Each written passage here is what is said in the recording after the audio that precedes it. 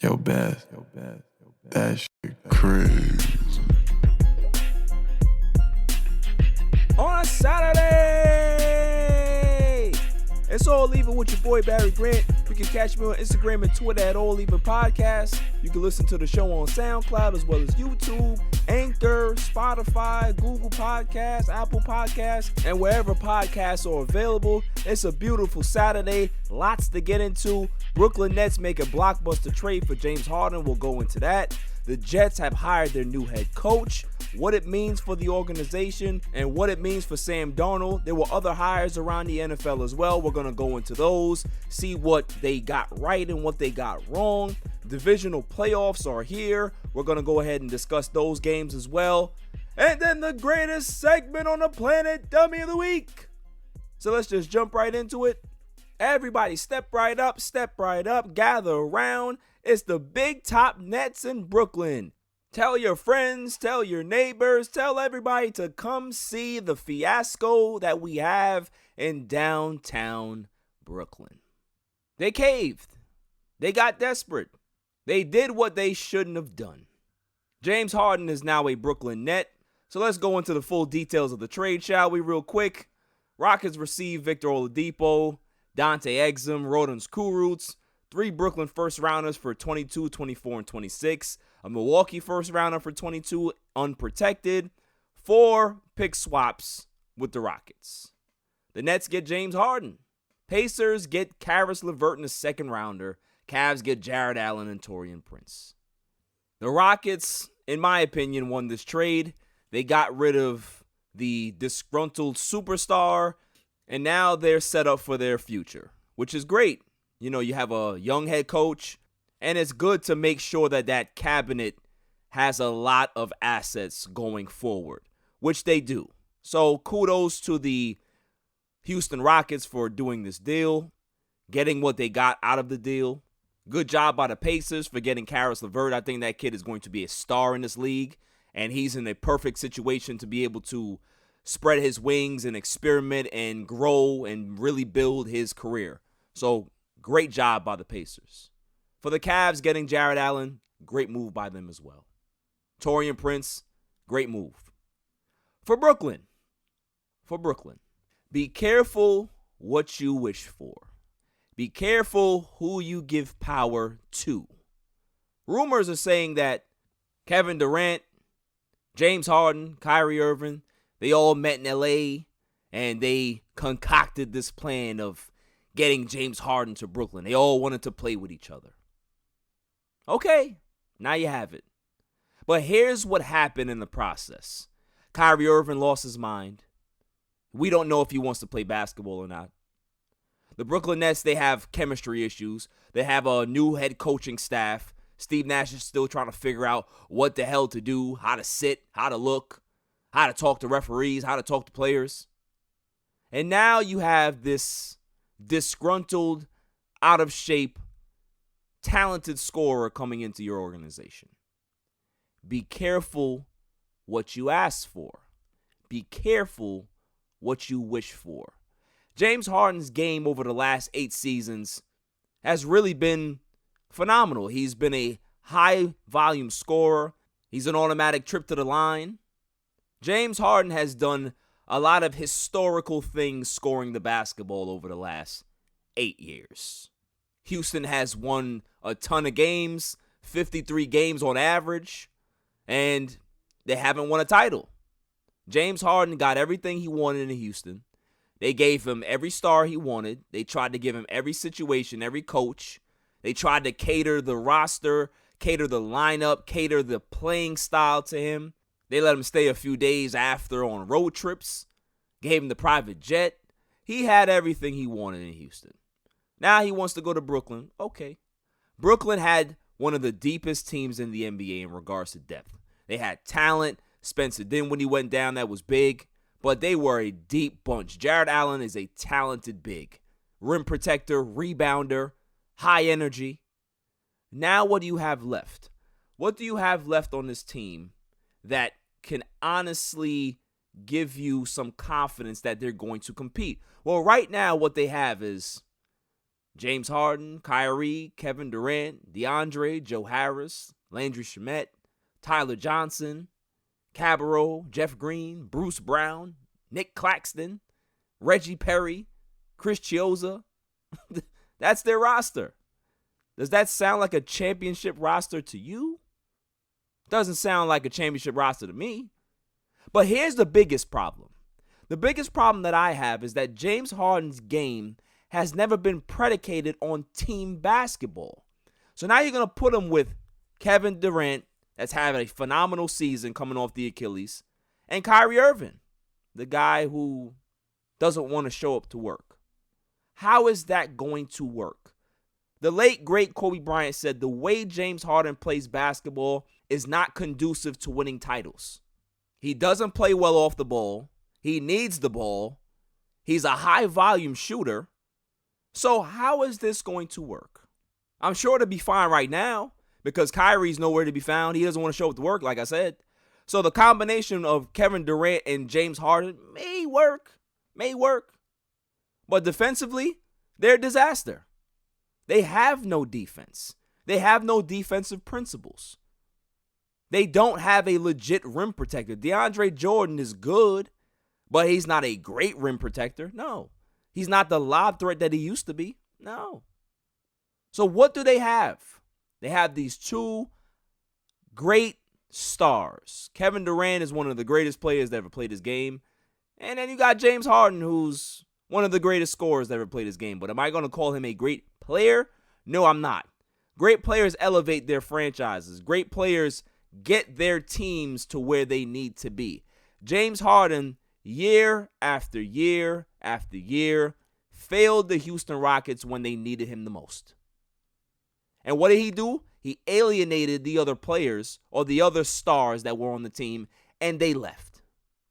So now he's coming to Brooklyn to be the third wheel or the second wheel or whatever it is. Okay. Let's see how this works. Because like I said, you need depth in the NBA to win titles. Nets don't have that. They don't have much depth. So how are they going to be able to fix that? I guess on the buyout market, they're going to hope that some players want to come play with this fantastic big three. You see, the Miami Heat, that was a fantastic big three because Dwayne Wade decided to sacrifice his game to make LeBron James the guy. And sure, they didn't win the NBA Finals that year, but the next year they were able to learn how to play with each other, and skies were the limit. In this situation, though, who's going to sacrifice?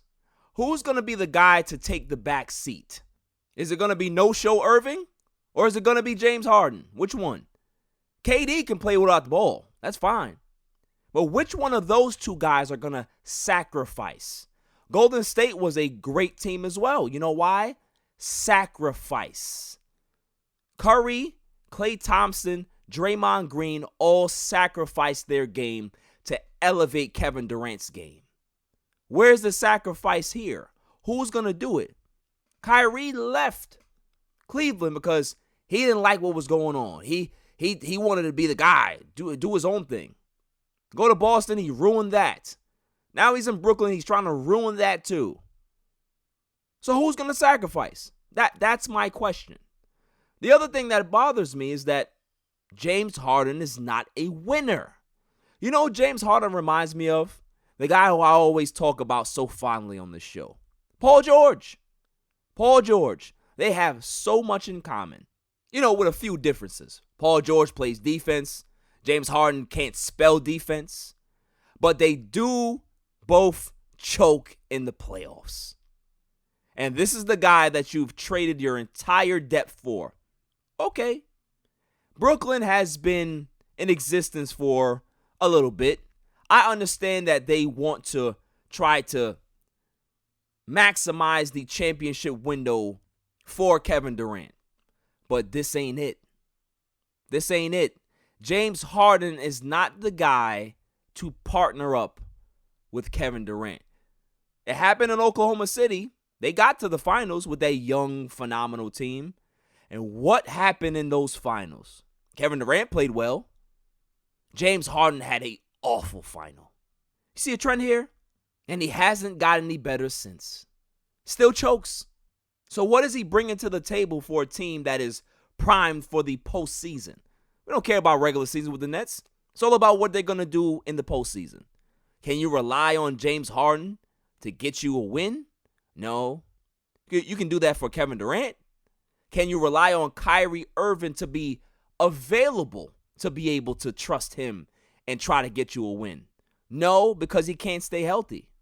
So what did you actually do? You got rid of a young Karis LeVert. You got rid of a young Jared Allen. You got rid of all of these draft picks. For what? For what?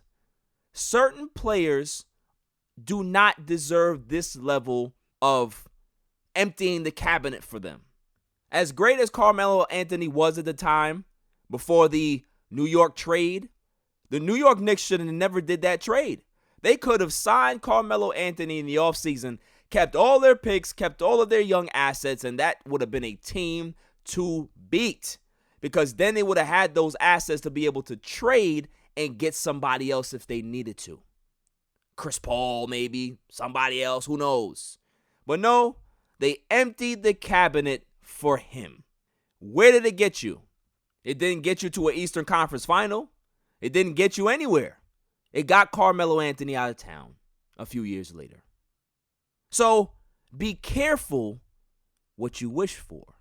Who's the leader? Who's going to be the captain of this ship? Who's the captain now? Not going to be James Harden. He's never led anything. Couldn't lead a parade. Same thing for Kyrie Irving. Couldn't lead a parade. KD is a very passive-aggressive superstar with very thin skin. Who's the captain? I just want to know. Because right now, presently constructed, the Celtics are better, the Sixers are better, and the Bucks are better. What a big three we have in Brooklyn. A guy that's coming off an Achilles surgery, great player.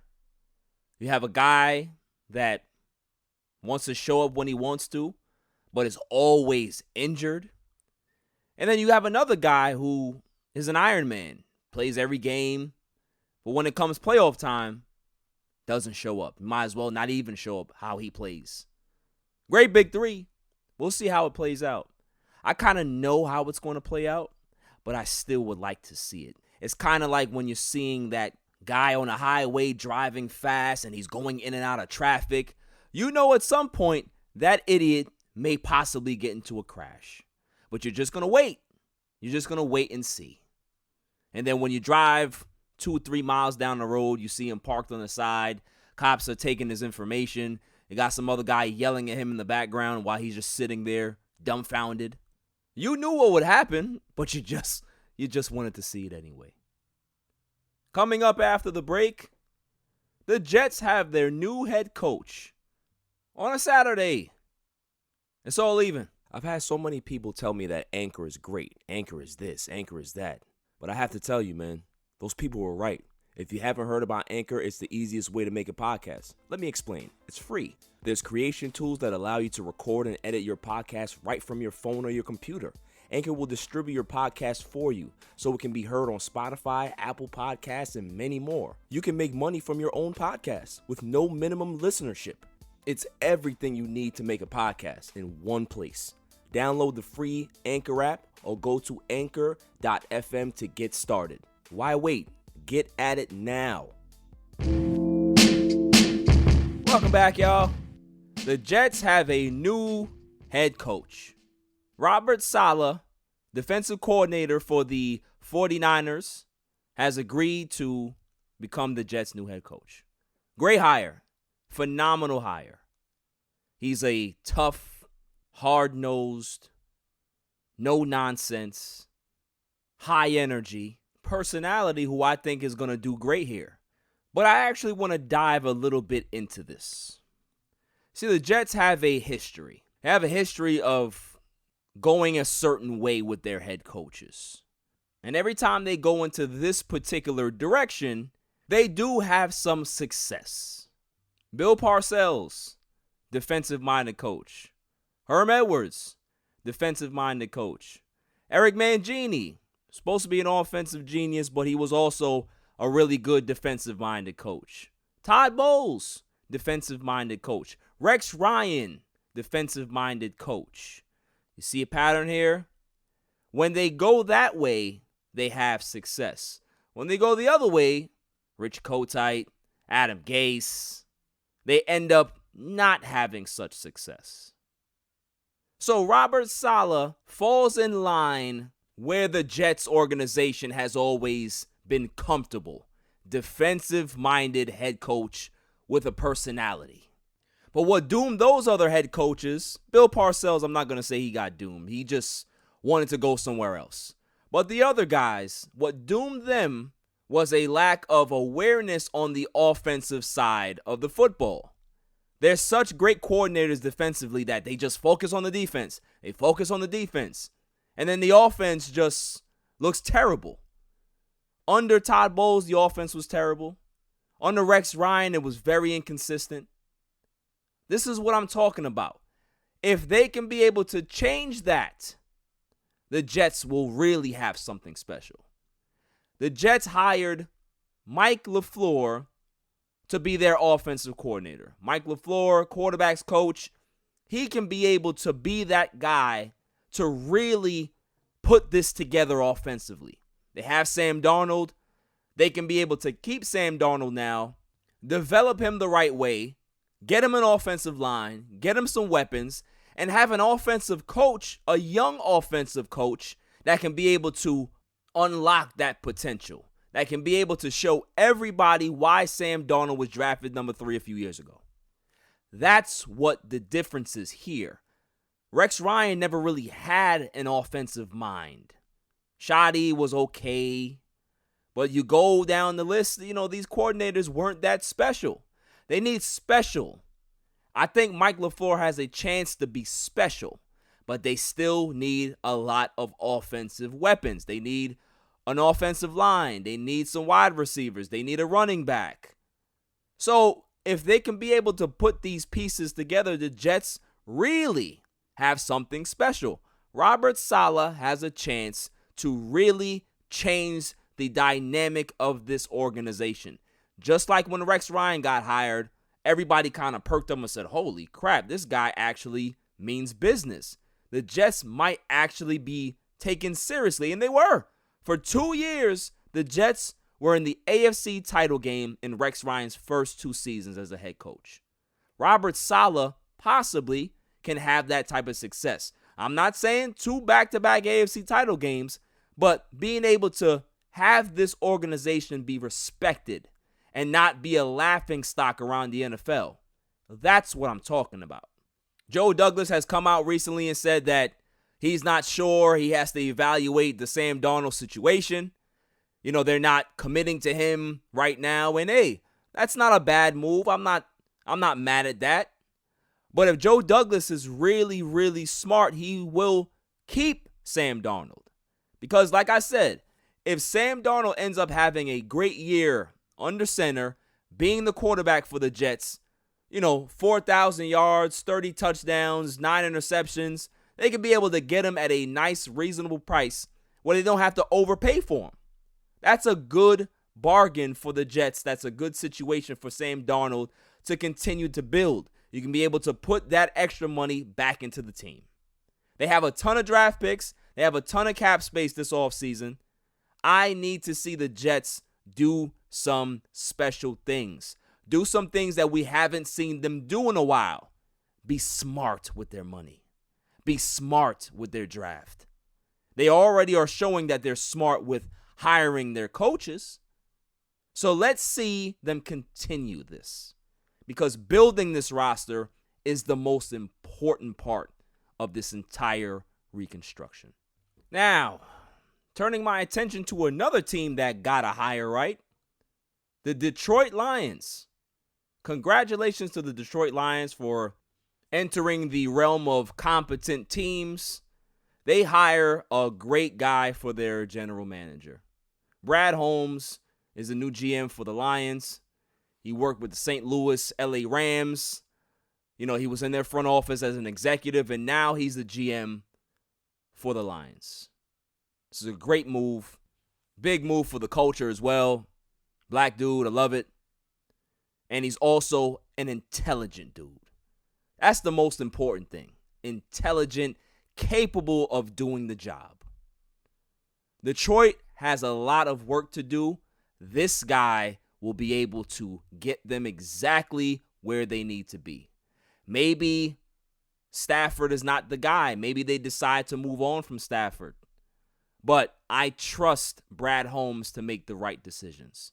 And this is a great move by the Detroit Lions organization. Great hire. This is a home run. There's no other way to say it. A++ hire. But of course, all teams don't get high grades for their hiring because the Atlanta Falcons, Arthur Smith, the OC for the Tennessee Titans, is the new head coach. Blah.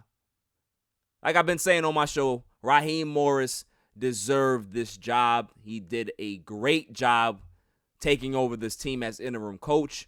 They had a personality. They had fire. They played with aggression. I liked the way they were going under Raheem Morris. But of course, they go for the offensive coordinator. They go for the offensive guy. I would be a great offensive coordinator too if I had Derrick Henry, if I had A.J. Brown, Corey Davis on the outside. So let's see what Arthur Smith does with this particular job.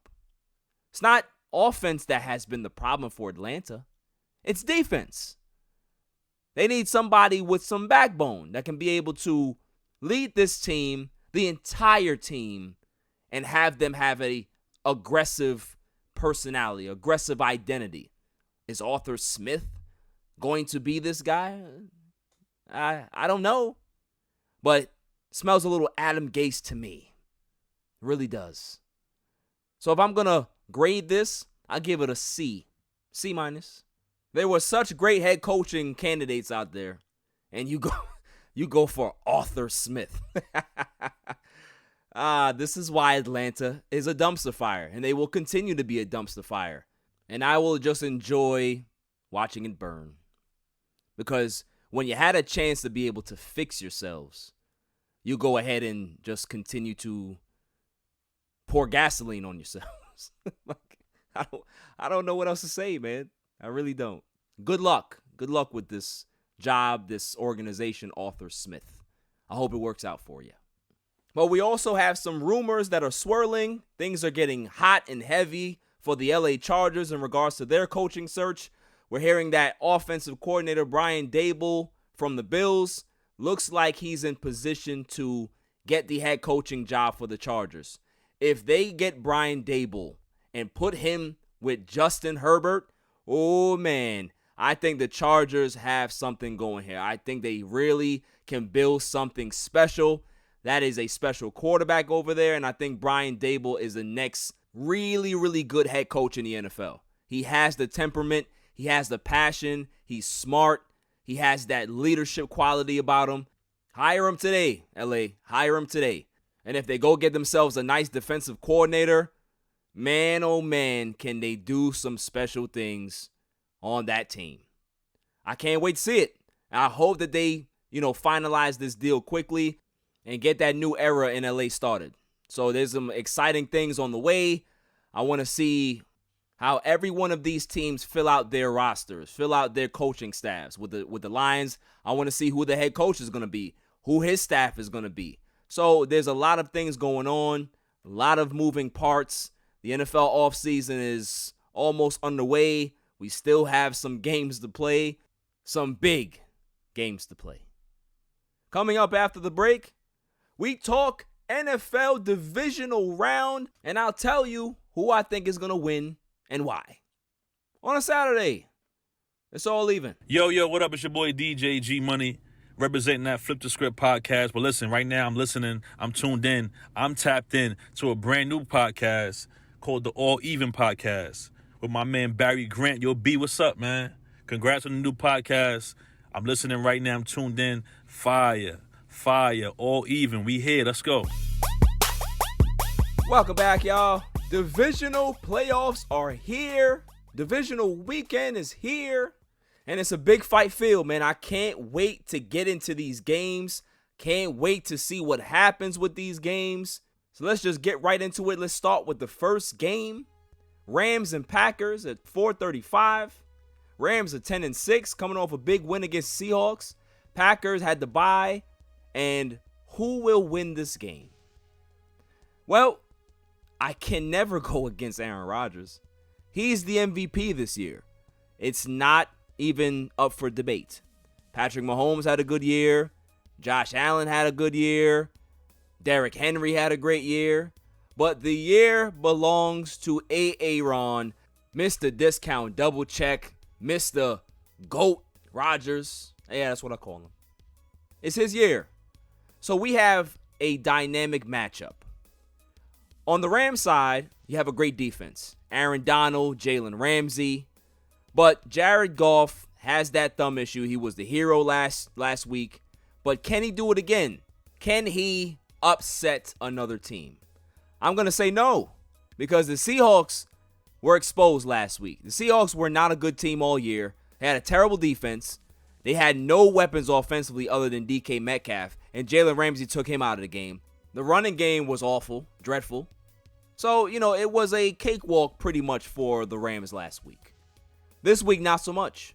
Now, granted, the Packers have a lot of offensive line issues. Bakhtiari's out for the year. So, we'll see. But the difference is that this running attack has some talent. Aaron Jones, A.J. Dillon, Williams, they have some talent there, and they can be able to do some damage in that backfield. It's going to be an interesting matchup. The matchup I want to see is Jalen Ramsey against Devontae Adams. In my personal opinion, I think Devontae Adams is the best wide receiver in all of football. And Jalen Ramsey damn sure may be the best cornerback in all of football. So we're going to see who wins that matchup. Honestly, I think Devontae is going to win that matchup. Devontae is too smart. His footwork is impeccable. His hands are impeccable. Everything about the guy as a wide receiver is just excellent. So my choice for this game, the Packers. The Packers will win this game 30-24. It's not going to be a blowout. It will be a tough game, but Aaron Rodgers will prevail and get to the NFC title game. They have too much going for them to lose to this Rams team. Sean McVay has done a great job with this team this year, but this is where it stops for them. And it's not a disappointing season. I think that they overachieved tremendously. Absolutely. I think it's just the Packers' year. That's just my opinion. Next game we have after this is Ravens at Bills. Baltimore was definitely impressive last week, but what's going to happen this week? I really love this matchup because when Lamar Jackson was doing all of his Superman heroics last year, I said that I think Josh Allen is better. Josh Allen had a decent year last year, and I still said Josh Allen's better. What I saw this year is exactly what I thought. Josh Allen is a better thrower of the football than Lamar Jackson is. Josh Allen goes through his reads, his first read, his second read, his third read. And then if it's not there, he will go ahead and tuck and run and try to get a first down. Lamar Jackson, on the other hand, will drop back, not even look at his first read, and go tuck and run. So the Bills, all they have to do in this game, in my opinion, is lock up those running lanes. Force Lamar Jackson to throw the ball 40 times. Hey, if he can throw for 370, 425, let him do that. Let him prove that he can be able to win a game with his arm and not those supernatural legs that he has. That's what I think will happen. I think the Bills are going to cut him off. Without that running game, Baltimore is extremely vulnerable and below average. They don't have a great wide receiver on the outside. Hollywood is a decent wide receiver, but he's not elite. They have a pretty decent tight end in Andrews, but he's not elite. They have a pretty decent running back committee. Nobody is truly special. So this is what I'm saying. Force Lamar Jackson to throw that ball, you will win the game. So my prediction, Bills 35, Ravens 23. Bills advance to the AFC Championship. And man, oh man, who will they play? Is it going to be the Chiefs? Is it going to be the Browns? I don't know. Let's go ahead and segue into that. Browns and Chiefs on Sunday. Browns are 11-5. Chiefs are 14-2. This will be a very quick analysis of this game. Browns don't have a chance in hell. Chiefs will do exactly what they want. The Browns passing attack is okay. They've played a little better. Baker Mayfield has been all right, but he's still not elite. That running attack is where they make their money. This is where that offense can be able to take off. Can they control the running game? I don't know. We'll see. But at the end of the day, Patrick Mahomes will not be denied. Yeah, they have Myles Garrett for the Browns. He's a dynamo defensively, but Patrick Mahomes is just special. And you can't contain this offense. Their running game may be a little suspect right now, a little questionable, but when all fails, Travis Kelce will be there. When all fails, Patrick Mahomes will deliver.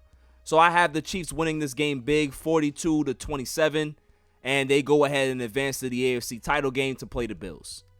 But we are waiting for the super fight, aren't we?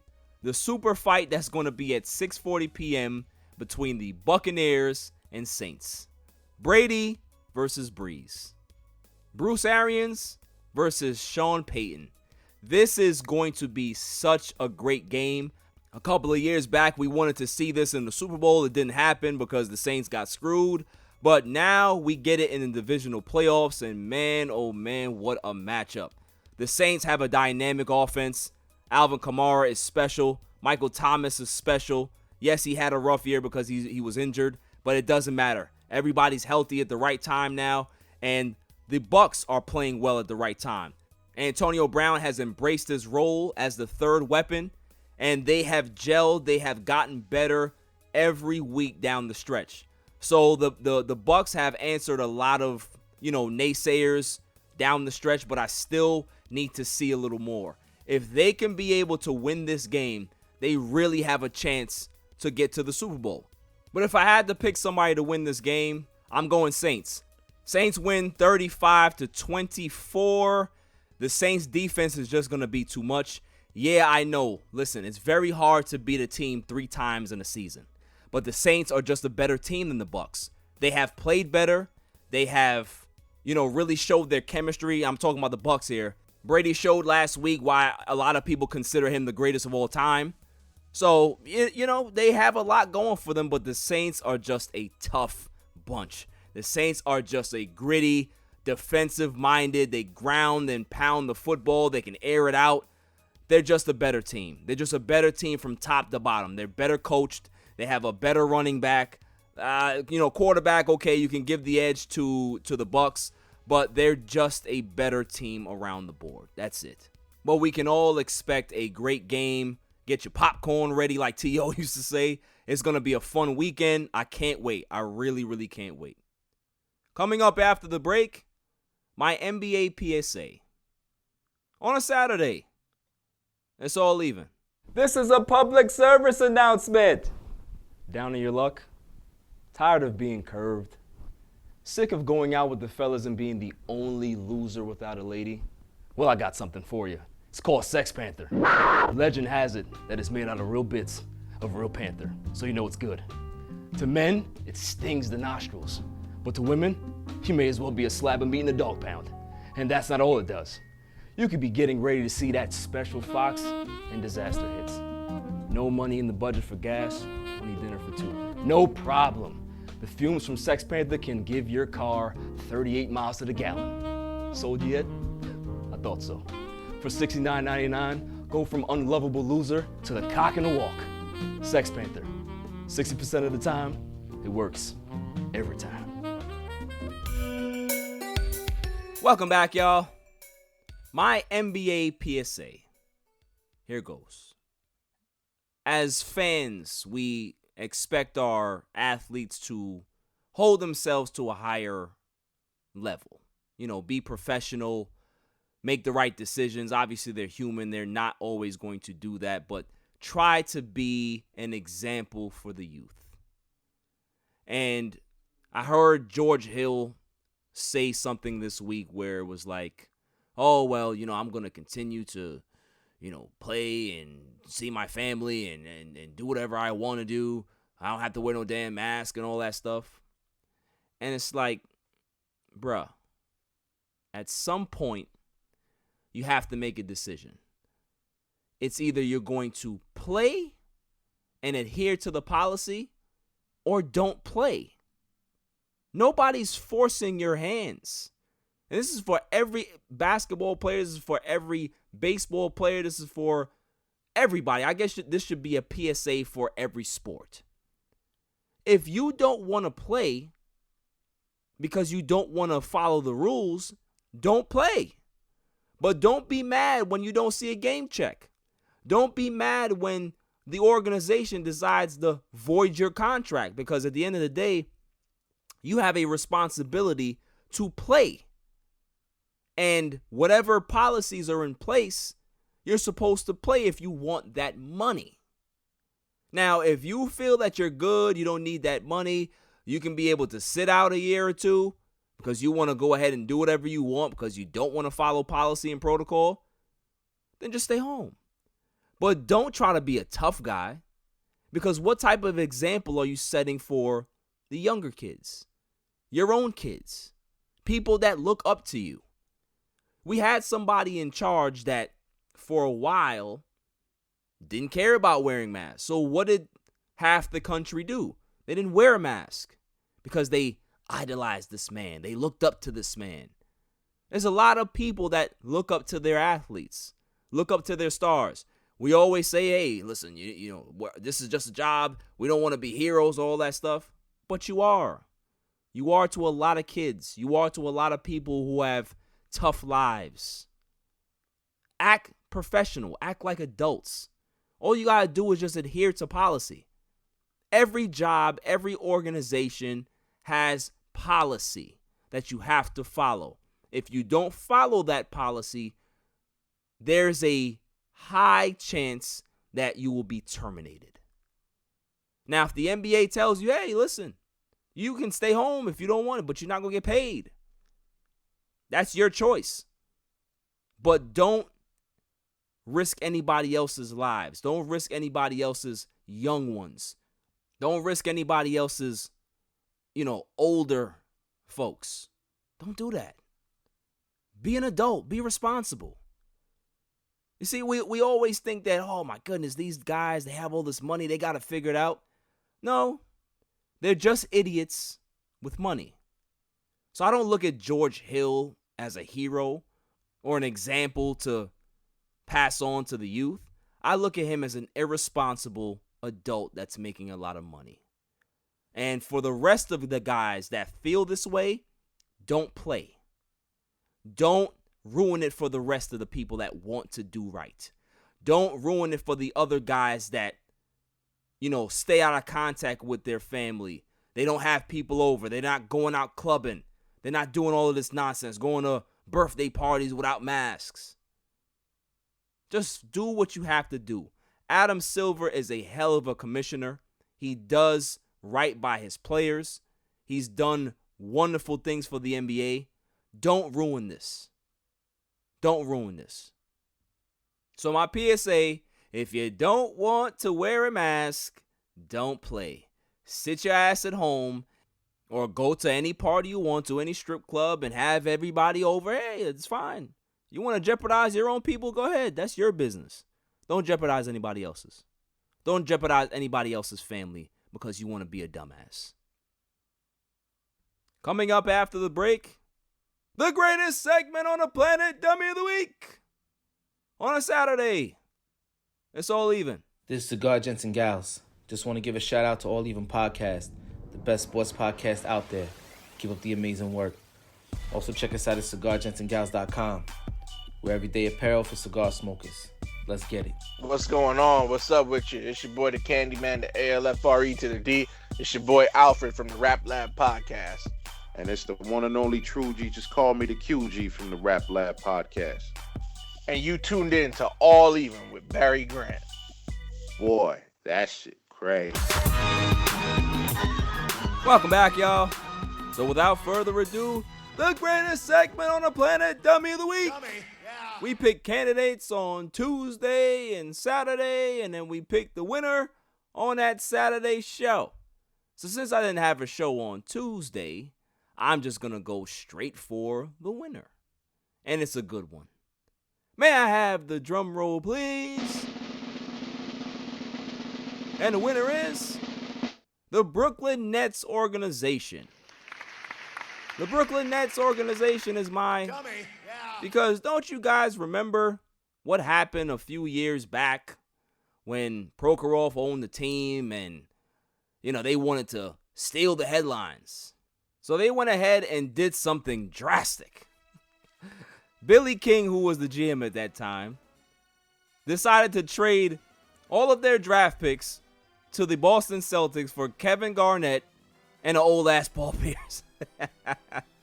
I think Jason Terry was a part of that too, right? And man, oh man, what happened to them? It was a disaster. Jason Kidd was the head coach. He's over here spilling, juices on himself to try to get an extra time. It was desperation at its finest. He tried to get some of that Boston magic that they had for that 1 year. And they were old at that time. You can't blame those guys. Garnett couldn't stay healthy for Brooklyn. Paul Pierce. He's just old looking all the time. And they mortgaged their future for that. So you would think that when Sean Marks came in here 5 years ago and the cabinet was barren, there was nothing there, no draft picks, no nothing. He picked off Spencer Dinwiddie in the G League. He worked this organization. He got some player development guys in here, and they really turned it around. The Brooklyn Nets turned it around. Everybody was so gung-ho about the Brooklyn Nets. D'Angelo Russell became an all-star. That team, everybody loved them. They played their hearts out in that first round against the Sixers. Sky was the limit for this team. And what did they do? They pulled off an offseason for the ages, getting Kevin Durant and Kyrie Irving to come here and be the championship pieces. That was the first mistake. Because if you wanted Kevin Durant, you should have just signed Durant. You shouldn't have signed the headache, Mr. I don't want to show up to work, Kyrie Irving, Mr. Flat Earther. That was your first mistake. The second mistake was, and I can't believe that they would actually do this, is make the same mistake they did when Sean Marks took the team over. So you trade all your draft picks. You trade everything. You trade the ball boy. You trade the equipment guy. You trade the concession guys. You trade everybody for James Harden. So this is an organization that's been through so much, and you've done so much, Sean Marks, but you go ahead and repeat history? I don't get it. I don't get it. The Nets organization, they must be a glutton for punishment. They thought, no, this time is going to be different. Yeah, we'll see. We'll see exactly. The Brooklyn Nets, they remind me of that boxer that's punch drunk. And his corner's telling him, listen, you got to keep your hand up. Keep your left hand up because you keep getting knocked. And what does the boxer do? Drops his left hand and gets knocked out. I can't. When I seen this trade go through, my first reaction was laughter. It was like, yo, this is crazy. What a great deal. It was pure laughter because of that one reason. The Nets are so desperate that they will repeat history and won't even bat an eye. Yeah, we're going to do it again. I got beat up on this block 5 years ago. I'm going to come back on that same block. Things will be different this time. I didn't learn how to fight better, but things will be different this time. Okay, I know I'm in the Twilight Zone. I know for a fact I'm in the Twilight Zone because the Knicks are over there making smart moves. They're not doing anything crazy, while the Nets are behaving like the Knicks. Just go get any guy. Go get star talent. Go get anybody. Yeah. Hit that guy right there. The most disgruntled player in the NBA, go get him. The most spoiled player in the NBA, go get him. Yeah. Get the guy that nobody gets along with. Yeah, that Kyrie Irving guy, yeah, get him. Get him. Like, when Knicks fans are looking at you and laughing, you have big issues. No Knicks fan right now wants to be a Brooklyn Nets fan. They're like, yeah, okay, if you think that's going to work. There's not one Knicks fan that's jealous of the Nets right now because they see the train wreck before you guys do. So Nets organization, you guys may think you're the biggest winners right now, but really and truly, you're going to see it's not going to work. You're going to end up being the biggest losers. But for right now, you're the winner for Dummy of the Week. That's all for this week. I'll see you guys on Tuesday and then next Saturday because there's going to be a lot to talk about. There's always great things to talk about in regards to sports, but we have some big things coming up. So until then, stay safe, stay cool. Peace. You can catch me on Twitter and Instagram at All Even Podcast. Listen to the show on Anchor, Spotify, SoundCloud, and wherever podcasts are available. And check out my YouTube channel, All Even Podcast. And don't forget to share, like, and hit that subscribe button.